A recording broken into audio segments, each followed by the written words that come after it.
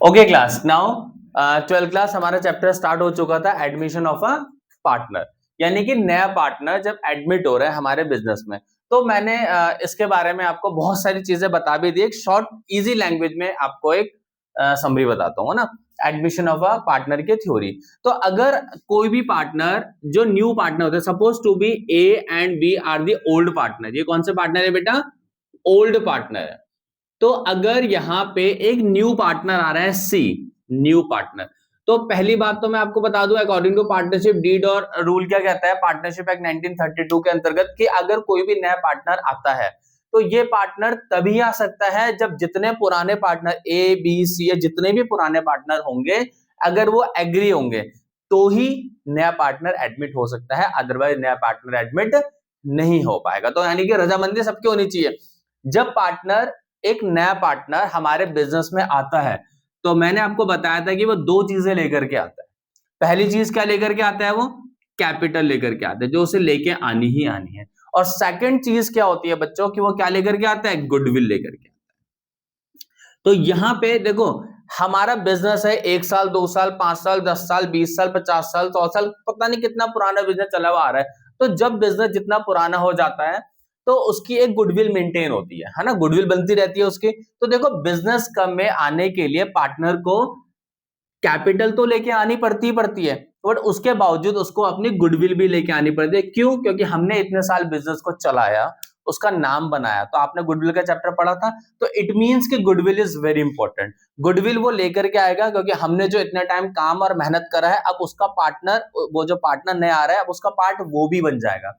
तो अगर कोई नया पार्टनर जो भी आ रहा है तो वो अब हमारे पुराने बिजनेस का एक पार्ट बनेगा। तो वो फ्री में तो नहीं बनेगा, क्योंकि कैपिटल वो लेकर के आएगा तो उसको प्रॉफिट भी मिलेंगे, है ना। वो हमारे जो बिजनेस में हमारे एसेट्स हैं उसका भी पार्ट, यानी कि एसेट में अब उसका भी हक होगा, प्रॉफिट में अब उसका भी हक होगा। मतलब वो बिजनेस में पुराने पार्टनर की तरह एनरोल्ड हो जाएगा, ठीक है। लेकिन उसके साथ जो हमारी मेहनत है, जो पॉपुलैरिटी है, जिसकी वजह से हम ज्यादा प्रॉफिट कमाते हैं, यानी कि गुडविल, वो भी वो लेकर के आएगा। तो यहां पे क्या होता है कि गुडविल कैलकुलेट जो भी हम करते हैं, जो भी गुडविल बिजनेस के निकलती है, जितने भी शेयर के लिए वो आ रहा है, सपोज टू बी 1/4 आ रहा है या 1/5 आ रहा है या 25% आ रहा है, जितने भी परसेंटेज के लिए एक नया पार्टनर आ रहा है वो उतनी ही गुडविल लेकर आएगा। फर्म की गुडविल अगर 10 लाख रुपए है, वो 1/4 के लिए आ रहा है तो वो 2.5 लाख रुपए लेके आएगा।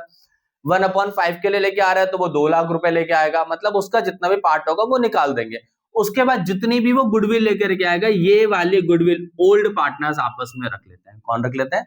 Old partner. यानी कि जो गुडविल होगी वो ओल्ड पार्टनर के बीच में बट जाएगी। लेकिन बच्चों यहाँ पे क्या होता है कि old partner, suppose to be A और बी पार्टनर है और सी आया आपके पास, तो अगर इसको ए ने ही अपना पूरा शेयर दिया सी को, जो सी 1/4 या 1/5 जितने के लिए भी आया, उसको दिया किसने कितना शेयर? अगर उसको ए ने ही शेयर दिया है तो पूरी गुडविल का जो हकदार होगा वो केवल ए होगा।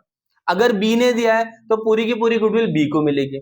अगर दोनों ने इक्वली दिया है तो ये दोनों को इक्वली बढ़ जाएगा। मतलब जितना भी ए ने सेक्रीफाइस करा, बी ने सेक्रीफाइस करा, उस सेक्रीफाइसिंग रेशो में ही गुडविल को बांटा जाता है। यानी कि जो गुडविल बढ़ती है वो किस रेशो में बढ़ती है बच्चों? सेक्रीफाइसिंग रेशो में बढ़ती है। तो उसके बाद जो हमारा पार्टनर एडमिट होता है, जरूरी नहीं है कि हमारा जो पार्टनर है वो गुडविल सारी की सारी किस में लेकर के आए? कैश में लेके आए। बहुत बार क्या होता है कि गुडविल पार्टनर नहीं लेके आ पाता। तो अगर गुडविल पार्टनर नहीं लेके आ पाता या जितनी कम लेकर के आता है, हम उतनी ही गुडविल, देखो पार्टनर्स तो पुराने हैं, पार्टनर्स को तो पैसा चाहिए गुडविल का, जितना वो कैश में लेके आएगा उतना हम कैश में बांट लेंगे।